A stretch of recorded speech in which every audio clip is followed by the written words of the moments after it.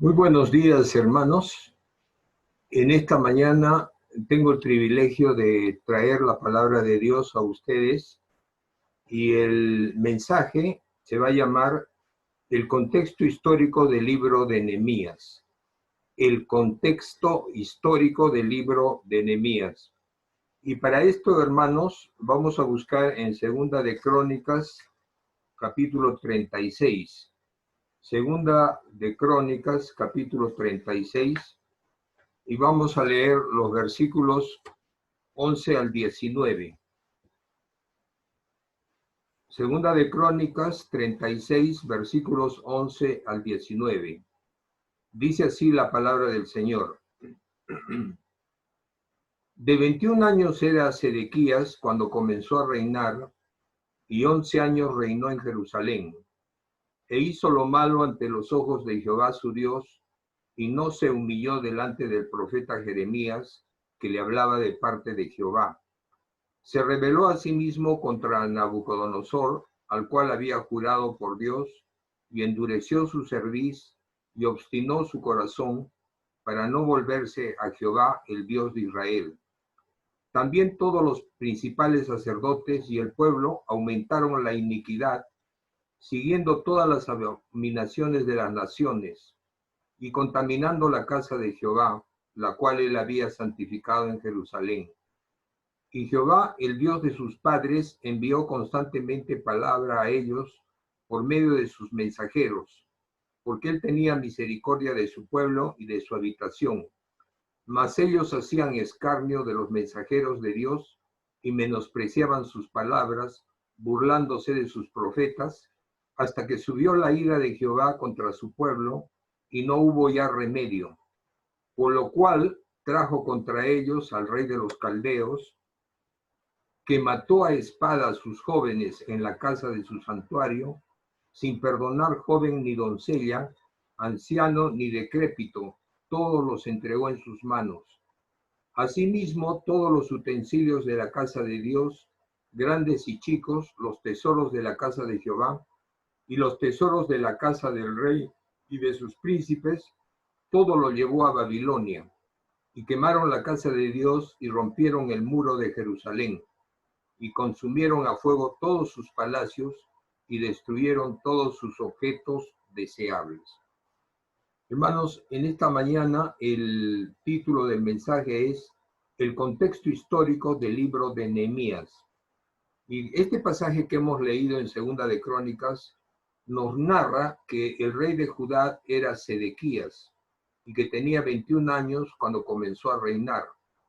Este joven rey reinó 11 años en Jerusalén. Pero versículo 12 de Segunda de Crónicas nos dice que él hizo lo malo ante los ojos de Jehová. Y dice el versículo 12 que no se humilló delante del profeta Jeremías, que le hablaba de parte de Jehová.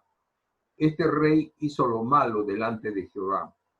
Y en el versículo 13 dice, en la segunda parte, obstinó su corazón para no volverse a Jehová, el Dios de Israel. Qué terrible, hermanos, es cuando una persona obstina su corazón para no volverse a Jehová, el Dios de Israel. En el versículo 14 dice que no solamente el rey hizo lo malo, también los principales sacerdotes y el pueblo aumentaron la iniquidad, siguiendo todas las abominaciones de las naciones. ¿Qué hizo el pueblo de Jerusalén y de Judá? Siguió las abominaciones de las costumbres de las naciones vecinas y contaminando la casa de Jehová, la cual él había santificado. Y fíjense, hermanos, lo que dice el versículo 15 de Segunda de Crónicas 36, dice, y Jehová, el Dios de sus padres, envió constantemente palabra a ellos, a los ciudadanos de Jerusalén, a los habitantes de Jerusalén. Dice, por medio de sus mensajeros, por medio de los profetas, porque él tenía misericordia de su pueblo y de su habitación. ¿Cuál es la habitación de esta gente? Jerusalén. Pero fíjense lo que dice el versículo 16, mas ellos hacían escarnio, o sea que se burlaban de los mensajeros de Dios y menospreciaban sus palabras, burlándose de sus profetas, hasta que subió la ira de Jehová contra su pueblo y no hubo ya más remedio. Versículo 17 de Segunda de Crónicas 36 dice: por lo cual trajo contra ellos al rey de los caldeos, que mató a sus jóvenes en la casa de su santuario, sin perdonar joven ni doncella, anciano ni decrépito, todos los entregó en sus manos. El rey de los caldeos era Nabucodonosor, quien vino desde Babilonia y arrasó con la ciudad de Jerusalén. Verso 18 dice: asimismo todos los utensilios de la casa de Dios, grandes y chicos, los tesoros de la casa de Jehová y los tesoros de la casa del rey y de sus príncipes, todo lo llevó a Babilonia. Verso 19, y quemaron la casa de Dios y rompieron el muro de Jerusalén. Noten, hermanos, que dice quemaron la casa de Dios, o sea que quemaron el templo de Dios y rompieron el muro de Jerusalén, rompieron la muralla y consumieron a fuego todos sus palacios y destruyeron todos sus objetos. Esto sucedió, hermanos, más o menos en el año 585 a.C. Ahora, en ese tiempo el imperio que reinaba en el mundo era el imperio babilónico. Pero en el libro de Daniel, capítulo 5, en los versículos 30 y 31, ahí busquen, hermanos, Daniel 5, versículos 30 y 31, leemos que el reino de Babilonia fue invadido por los medo-persas, por los medo-persas, y dice el versículo 30 de Daniel 5, la misma noche fue muerto Belsasar, rey de los caldeos. Y versículo 31 dice: y Darío de Media tomó el reino siendo de 62 años. Entonces el imperio babilónico es invadido por los medo-persas y el rey Darío de Media toma el reino.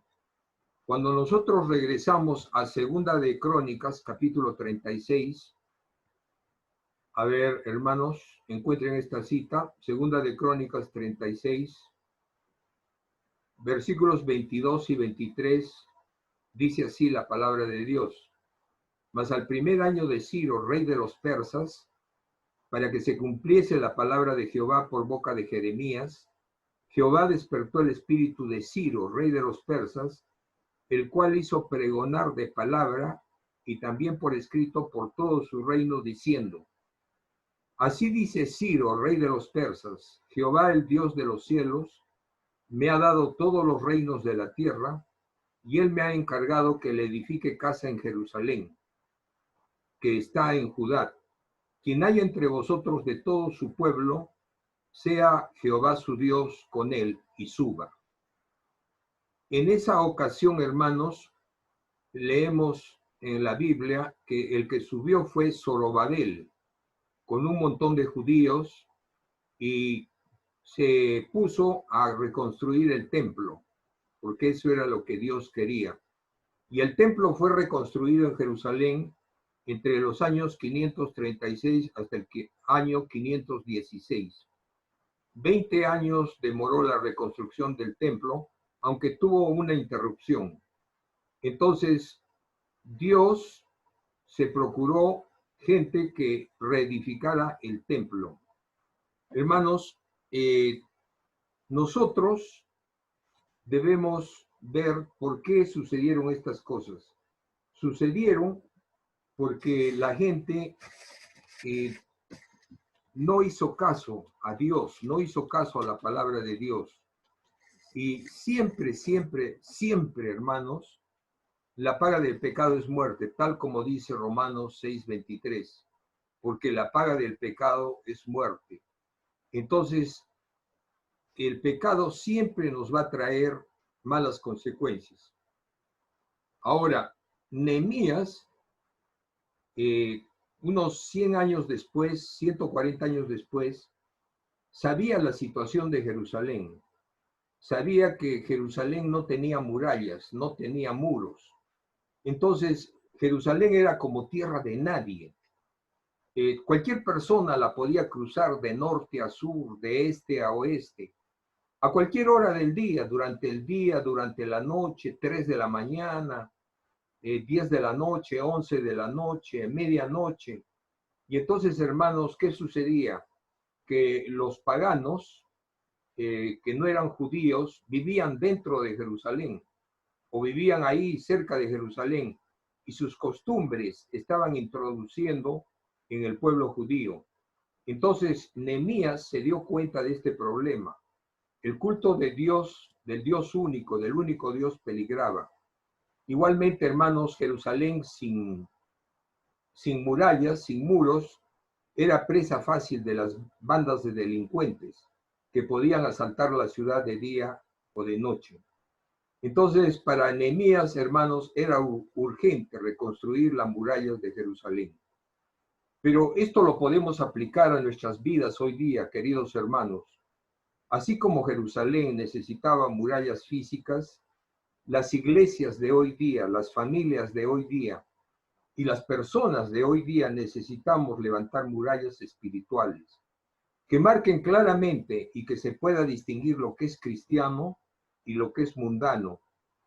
Hablando, por ejemplo, de modas, una hermana cristiana no debe vestirse como se viste una persona que no es creyente. Las iglesias, los hermanos, no debemos cantar alabanzas con ritmos mundanos, con música mundana. Los hermanos creyentes no podemos hablar como hablan los incrédulos, con malas palabras, con palabras soeces, maldiciendo, amenazando.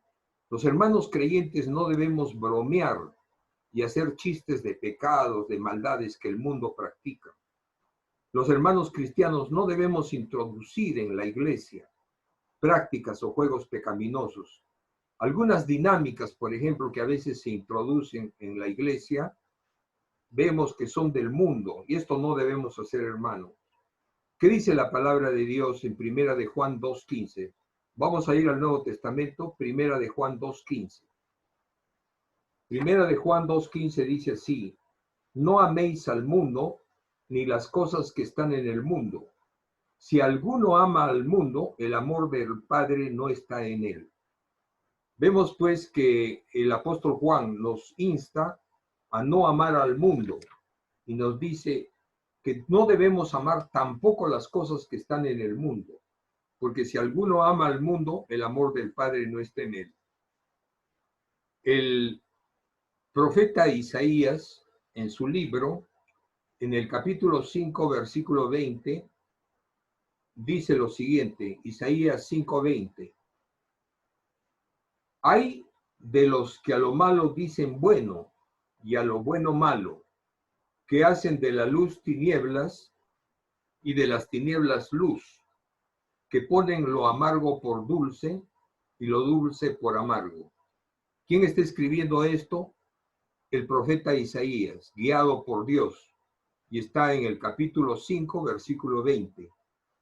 Y dice, Dios es el que está diciendo a través de Isaías, que va a haber mucho dolor, mucho problema, mucho sufrimiento para aquellos que a lo malo le dicen bueno y a lo bueno le dicen malo, que hacen de la luz tinieblas y de las tinieblas luz, que ponen lo amargo por dulce y lo dulce por amargo.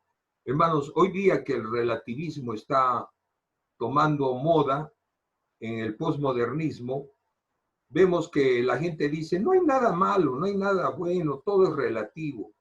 No hay nada que sea luz, no hay nada que sea tinieblas, todo es relativo. Pero la palabra de Dios, hermanos, que nos guía a nosotros, nos dice que hay cosas buenas y hay cosas malas. Hay cosas que son tinieblas y hay cosas que son luz. Hay cosas que son dulces y hay cosas que son amargas. Hermanos, nosotros tenemos que guiarnos por la palabra de Dios. Igualmente en el Nuevo Testamento, hermanos, en Segunda de Corintios, capítulo 6, el apóstol Pablo da algunas medidas, algunas enseñanzas para mantener una diferencia entre lo que es mundano y lo que es cristiano. Segunda de Corintios 6, versículos 14 al 18, Dice así la palabra del Señor: no os unáis en yugo desigual con los incrédulos, porque ¿qué compañerismo tiene la justicia con la injusticia? ¿Y qué comunión la luz con las tinieblas? ¿Y qué concordia Cristo con Belial? ¿O qué parte el creyente con el incrédulo? ¿Y qué acuerdo hay entre el templo de Dios y los ídolos? Porque vosotros sois el templo del Dios viviente. Como Dios dijo, habitaré y andaré entre ellos, y seré su Dios, y ellos serán mi pueblo.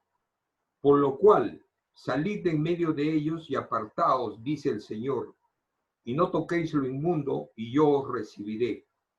Y seré para vosotros por Padre, y vosotros me seréis hijos e hijas, dice el Señor Todopoderoso. Vemos pues, hermanos, que el apóstol Pablo nos insta a tomar un distanciamiento social de los incrédulos, porque él dice que no hay compañerismo entre la justicia y la injusticia, no hay comunión entre la luz y las tinieblas, no hay concordia. Concordia significa unión de voluntades entre Cristo y Belial. No hay parte entre el creyente y el incrédulo. Por eso, hermanos, nos duele mucho cuando una hermana creyente se casa con una persona que no es creyente, que es un incrédulo. Nos duele eso muchísimo. Igualmente, ¿no? Cuando un hermano que es creyente se casa con una señora, con una señorita que es incrédula. Porque no hay parte, dice la palabra de Dios, entre el creyente y el incrédulo. Y también dice que no hay acuerdo entre el templo de Dios y los ídolos. Ojalá, hermanos, esto no suceda porque la palabra de Dios lo condena. Hermanos, vemos que Nehemías se preocupó, y para esto vamos a ir al libro de Nehemías y buscar en el capítulo 1. Nehemías, capítulo 1, vamos a leer los versículos 1 al 4.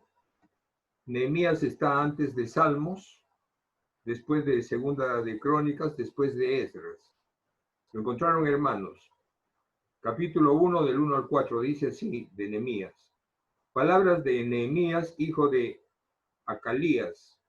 Aconteció en el mes de Quisleu, en el año 20, estando yo en Susa, capital del reino, que vino Ananí, uno de mis hermanos, con algunos varones de Judá, y les pregunté por los judíos que habían escapado, que habían quedado de la cautividad, y por Jerusalén. Y me dijeron, el remanente, los que quedaron de la cautividad allí en la provincia, están en gran mal y afrenta, y el muro de Jerusalén derribado, y sus puertas quemadas a fuego. Cuando oí estas palabras, me senté y lloré, e hice duelo por algunos días, y ayuné delante del Dios de los cielos. Nehemías se dolió bastante, hermanos, porque dice que hasta lloró por la situación de Jerusalén, porque el muro de Jerusalén estaba derribado, así como dice el versículo 3 de Nehemías 1, y las puertas del muro estaban quemadas a fuego. Entonces, hermanos, para Nehemías era grave esta situación, que la ciudad de Jerusalén no tuviera muros, porque también Nehemías sabía lo que Dios había mandado a través de Moisés en Deuteronomio, capítulo 7. Deuteronomio, capítulo 7, hermanos, podemos leer, dice así, vamos a leer versículos 1 al 6.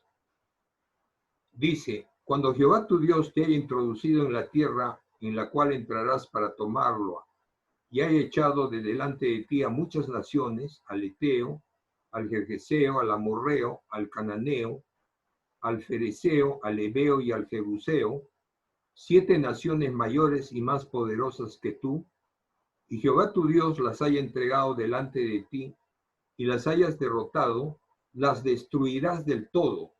No harás con ellas alianza, ni tendrás de ellas misericordia. Fíjense, hermanos, que aquí Moisés, mejor dicho, Dios a través de Moisés está diciendo que cuando Israel entre a Canaán, tendría que destruir a todas las naciones. Y dice aquí en el versículo 2 de Deuteronomio 7, dice, no harás con ellas alianza, ni tendrás de ellas misericordia. Y no emparentarás con ellas, no darás tu hija a su hijo, ni tomarás a su hija para tu hijo, porque desviará a tu hijo de en pos de mí, y servirán a dioses ajenos, y el furor de Jehová se encenderá sobre vosotros, y te destruirá pronto. Mas así habéis de hacer con ellos. Sus altares destruiréis, y quebraréis sus estatuas, y destruiréis sus imágenes de acera, y quemaréis sus esculturas en el fuego. Porque tú eres pueblo santo para Jehová tu Dios. Jehová tu Dios te ha escogido para hacerle un pueblo especial, más que todos los pueblos que están sobre la tierra. Leemos, hermanos, en el versículo 6 de Deuteronomio 7, que dice, porque tú eres pueblo santo. Dios le está diciendo esto a Israel, es pueblo santo. ¿Y qué significa pueblo santo? Que es un pueblo escogido para Dios, separado para Dios. En el versículo 2 dice, no harás con ellos alianza. ¿Qué significa eso? Que no podían aliarse. Igualmente, hermanos, hoy día el cristiano no debe aliarse. La iglesia cristiana no debe aliarse, no debe unirse a otras iglesias, a otras religiones. Hace poco un líder religioso mundial hizo un llamado a todas las religiones a unirse a nivel mundial. Nosotros, hermanos, no podemos unirnos a otra gente, porque nosotros también somos pueblo santo. Igual aquí en el versículo 3 y 4 dice, no emparentarás con ellas. Israel no podía emparentar con los pueblos cananeos. Dice, no darás tu hija a su hijo, ni tomarás a su hija para tu hijo. Nosotros también, hermanos, los creyentes, no debemos emparentar con los no creyentes. ¿Y cuál es el resultado? Está en el versículo 4, porque dice, porque desviará a tu hijo de en pos de mí, y servirán a dioses ajenos. Este es el resultado de juntarse con gente que no es creyente. Desvían al creyente de la verdadera fe. Hermanos, Nehemías sabía esto. Nehemías sabía que Israel era un pueblo santo, y santo significa separado, escogido. En el Nuevo Testamento también el apóstol Pedro dice que nosotros, la iglesia de Jesucristo, es un pueblo santo. En Primera de Pedro 2:9, a ver, busquen, hermanos, Primera de Pedro 2:9. Primera de Pedro 2:9 dice así, mas vosotros sois linaje escogido, real sacerdocio, nación santa, pueblo adquirido por Dios, para que anunciéis las virtudes de aquel que os llamó de las tinieblas a su luz admirable. Está hablando de la iglesia, hermanos. Nosotros dice que somos linaje escogido, nación santa, somos una nación separada, somos un pueblo especial adquirido por Dios. ¿Y cuál es nuestra meta? ¿Cuál es nuestra labor? Anunciar las virtudes de aquel que nos llamó de las tinieblas a su luz admirable. Hermanos, nosotros como cristianos tenemos que respetar esto. Dios nos ha llamado a ser un pueblo santo. Hermanos, hoy día con la pandemia se está hablando de un distanciamiento social para evitar contagiarnos con la pandemia. ¿Qué significa esto?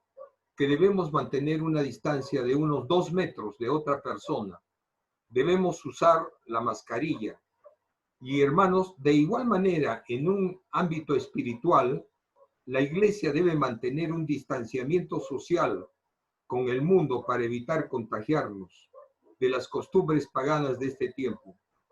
Nehemías sabía, esto sucedió hace 2500 años más o menos, que la ciudad de Jerusalén necesitaba una muralla para mantener un distanciamiento social de los pueblos paganos, que lo invadían con sus religiones y costumbres paganas y con sus ídolos.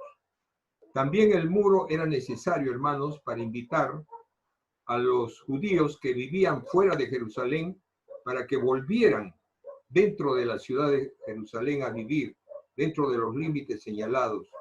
Igualmente, hermanos, en esta hora hacemos un llamado a los hermanos que no se están congregando. Claro que ahora no podemos congregarnos físicamente, pero lo podemos hacer virtualmente a través de las plataformas, hermanos.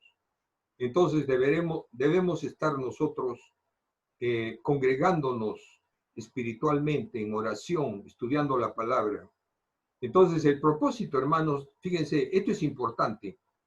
El propósito de reconstruir las murallas de Jerusalén no era un propósito arquitectónico, no era que Nehemías amaba la ciudad de Jerusalén, los edificios, no era un propósito físico, no era un propósito material, era un propósito espiritual. ¿Cuál era este propósito? Resguardar la fe del pueblo judío, resguardar esa verdadera fe limpia y sin contaminación.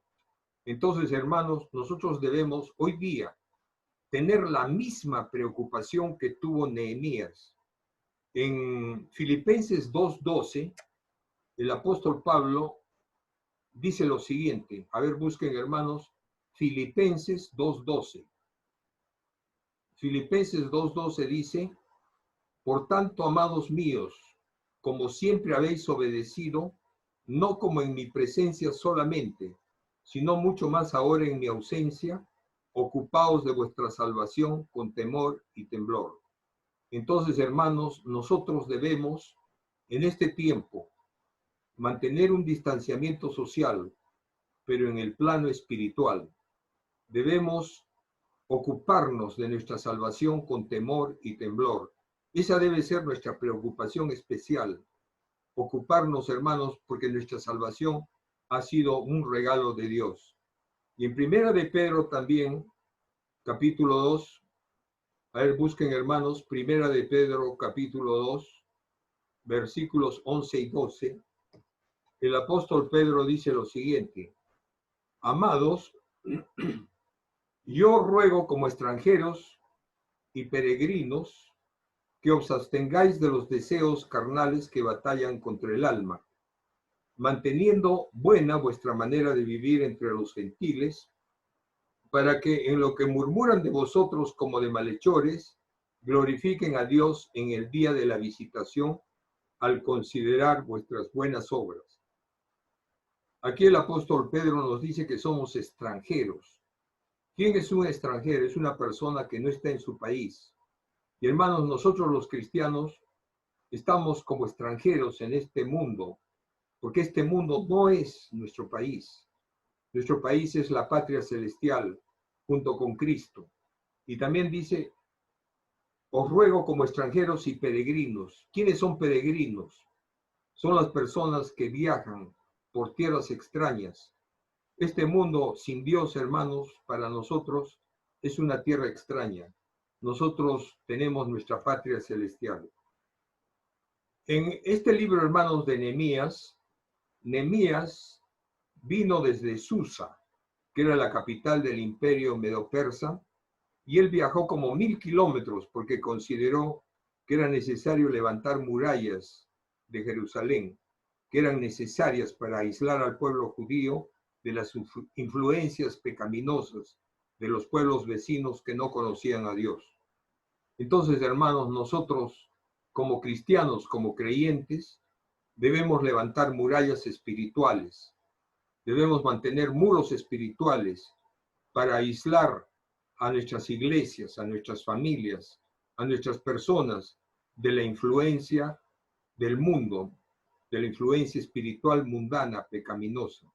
Así como nos protegemos de la pandemia manteniendo un distanciamiento social físico, también debemos, hermanos, protegernos de la mundanalidad, de la pecaminosidad, de todo lo malo que hace este mundo, levantando una muralla espiritual, viviendo una vida de santidad y de pureza.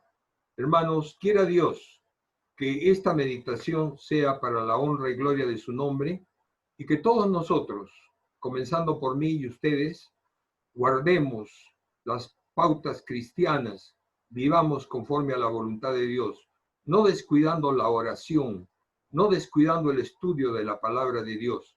Y cuando sea posible congregarnos, lo haremos. Y mientras no podamos, hagámoslo de una manera virtual. Entonces, hermanos, que el Señor les bendiga ricamente. Buenos días.